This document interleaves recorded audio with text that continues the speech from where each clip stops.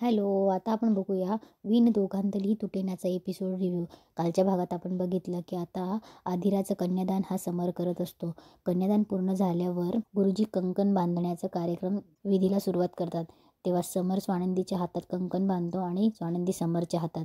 समर नाराजच असतो, पण स्वानंदी आता पूर्ण मनापासून हे विधी पार पाडत असते. इकडे अर्पिता मल्लिकाला बोलत असते की मम्मा काय चाललंय, मला नाही बघवते, मी जाते. तेव्हा मल्लिका बोलते की थांब अर्पिता. तेव्हा अर्पिता बोलते की मम्मा काय चाललंय, स्वानंदीच्या सगळ्या घरातल्या लोकांसारख्या मनासारखंच झालं ना. मी तर म्हणते, मला तर वाटतं हे लोक मला चिडवतायत असं वाटतंय मला. जसं की बघितलं ना, तुमची का चांगली जिरवली म्हणून तुम्ही किती पण उलथापालथ केली तरी पण आमच्या मुलीचं आणि आमच्या मुलाचं लग्न तुमच्याच घरात होतंय म्हणून मला नाही बघवते मम्मा.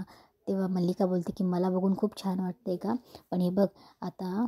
तेव्हा मल्लिका बोलते की थांब अर्पिता, अजून गाठ बांधायचा विधी बाकी. आणि गाठ कोण बांधतं? तेव्हा अर्पिताला लक्षात येतं की गाठ बहीण बांधते म्हणून. तेव्हा अर्पिता खुश होते. इकडे गुरुजी बोलतात की आता मंगळसूत्र आणा. तेव्हा आजी निकिताकडे मंगळसूत्र देते. निकिता मंगळसूत्र घेऊन समरकडे देते. तेव्हा समरकडे देते. समर मंगळसूत्र घालतो. अशा प्रकारे स्वानंदीला समर मंगळसूत्रही घालतो आणि तिची मांगही भरतो. तेवढ्या सगळे हा विधी झाल्यावर गुरुजी बोलतात की चला शेल्याची गाठ बांधण्यासाठी या. तेवढ्यात अर्पिता बोलते कोण? तेव्हा अर्पिता बोलते हो आले. तेव्हा मल्लिका तिला खुणावते, तुला माहिती ना काय करायचंय? तेव्हा अर्पिता बोलते हो आलेच. तेव्हा अर्पिता गाठ बांधायला येते. तेव्हा अंजली बोलते अर्पिता ताई असं नाही, नाव घ्या. अर्पिता नाव घेते. हातावर मेहंदी, हळकुंड आणि चुडा, गाठ बांधे प्रेमाची. समरदादा आणि स्वानंदी जोडी जमली बरं का आता. तेव्हा गुरुजी आदिरान त्यांना बोलतात की आता यांची गाठ बांधायला कोणीतरी या. स्वानंदी आणि समर चेअरवर बसले असं. स्वानंदी उठते आणि गाठ बांधायला जाणार, तेवढ्यात तिची गाठ सुटते. तेव्हा लोक लगेच बडबड कुजबूज करायला लागतात, अगं बाई गाठ कशी सुटली? अर्पिता बोलते मी तर करकुचून गाठ बांधली होती, तरी कशी सुटली? तेव्हा तिथल्या बायका बोलत असतात हे असं गाठ सुटणं आम्ही कधी पाहिलंच नाही. तेव्हा अर्पिता बोलते हे लग्न ठरल्यापासून काही ना काहीतरी घडतंच आहे, इतके अपशकुन झालेत ना. तेव्हा आजी बोलते अपशकुन वगैरे काही नसतं, कधी होतं असं कधी कधी, काही नाही. तेवढ्याच समोर बोलतं अर्पिता. तेव्हा समोर बोलतो की उगाच काही अर्थ लावत नको जाऊ, मागचं उकळण्यात काही अर्थ आहे का?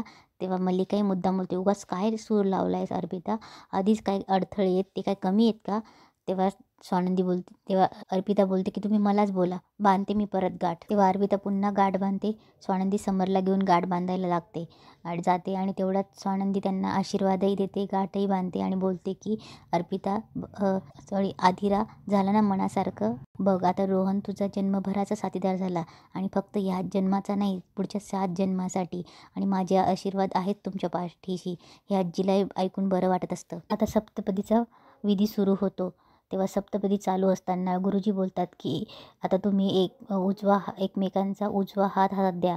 तेव्हा स्वानंदी समरच्या हातात हात देते. सप्तपदीचं फेरे घेत असताना समर बोलतो की बहिणीच्या लग्नाची जबाबदारी पूर्ण करण्यासाठी मी लग्नाचा निर्णय घेतला आणि या निर्णयामुळे माझ्या सहनशीलतेचा अंत झाला. स्वानंदी मनात बोलत असते की भावाच्या लग्नासाठी मी माझ्या लग्नाचा निर्णय घेतला, ज्या माणसाची एक सेकंदही पटत नाही आणि त्याचा जोडीदार म्हणून स्वीकार केला. पण माझ्यामुळे आणि माझ्या कुटुंबामुळे समर राजवाड्यांना आणि त्यांच्या फॅमिलीला खूप सहन करावं लागलं. त्यांच्या कुटुंबाला आनंद देण्याचं व्रत मी आता आज स्वीकारते, असं फेरे घेत घेत स्वानंदी मनात बोलत असते. तेव्हा समरही बोलत असतो हा संसार नाहीच आहे, ही तडजोड आहे. मनात त्यांच्या दोघांच्या मनात विचार चालू असतात, व्यवहार आहे. तेव्हा स्वानंदी मनात बोलत असते तडजोड असली तरी माझ्या परीने या संसारात मला जे काही करता येईल ते सगळं करेन.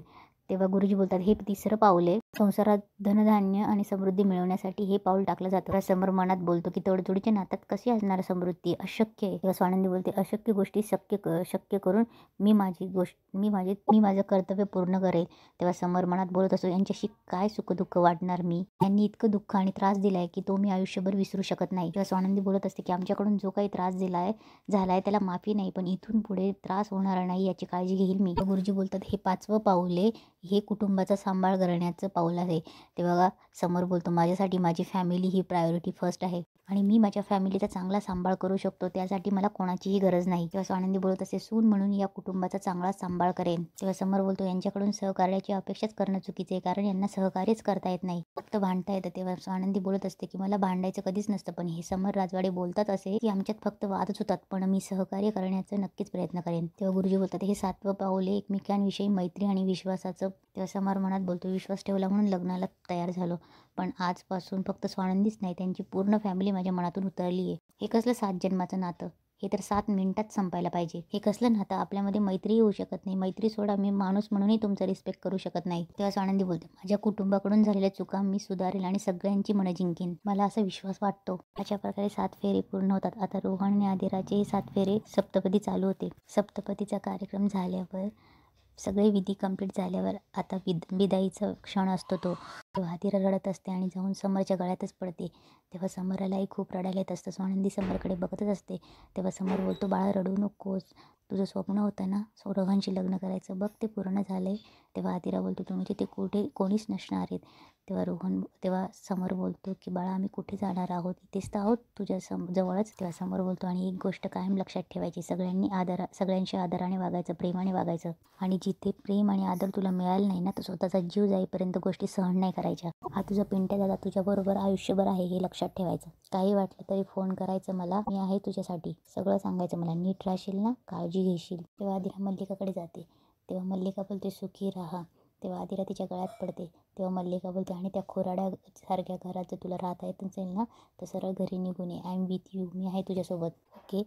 तेव्हा आदिरा डोळे पुसते आणि बोलते, मॉम तू नको काळजी करूस, मी सुखाने संसार करेन. तेव्हा आजी बोलते, नक्की करशील ना, नाही तर उगाच माझ्या जीवाला गोर. तेव्हा सगळे हसायला लागतात. तेव्हा आदिरा आजीकडे पळत जाते. तेव्हा आजी बोलते, अगं मिठी नको मारू, माझा मेकअप खराब होईल ना. तेव्हा सगळ्यांना हसायला येतं. तेव्हा आदिरा मिठी मारून रडायला लागते. तेव्हा आजी बोलते, अजून मिळून येत जा या म्हातारीला भेटायला. तेव्हा आदिरा बोलते, रोज आली तर नाही चालणार. तेव्हा आजी बोलते, नको नको, रोज नको बाई, ह्या म्हातारीला जरा शांतता मिळू दे ना. तेव्हा आदिरा अर्पिताकडे जाते. तेव्हा अर्पिता बोलते, काळजी घे. आदिरा अंशूकडेही जाते आणि त्यालाही बोलते, टेक केअर. आता आदिराची विदाई होते आता स्वानंदीची. तेव्हा स्वानंदी बाबांकडे जाते. स्वानंदी बिलकुल रडत नसते. तेव्हा बाबा बोलतात की, नंदू सांभाळा स्वतःला, काळजी घे. तेव्हा स्वानंदी बोलते, आणि तुम्हीही स्वतःची. तेव्हा स्वानंदी बोलते, घ्याल ना. तेव्हा बाबा बोलतात, घेईल ना, पण नंदू आता तू नसणार ना गं, माझी लेक सासरी चालली, माझ्या दिवसाची सुरुवात नंदू मला चहा दे गं, या वाक्याने व्हायची. तुझ्या पूजेमुळे घरातलं वातावरण प्रसन्न राहायचं, फक्त तुझ्या पूजेमुळे नाही गं, तुझ्या असण्यामुळे. तेव्हा बाबा बोलतात, ठीक आहे बाळा. तेव्हा स्वानंदी बोलते, तुम्ही पण नीट राहा आणि औषधा गोळ्या वेळेवर घ्या. तेव्हा स्वानंदी बोलते, रोहन लक्ष ठेवा, विसरतात ते गोळ्या घ्यायला, त्यांना ओरड आणि गोळ्या घ्यायला लाव. आणि तुम्हाला आठवण आली ना माझी तर मला फोन करा हा लगेच. तेव्हा बाबा बोलतात, करणारच अगं, तुझ्याशिवाय करमणार आहे का मला. आणि इथेच आजचा एपिसोड संपतो.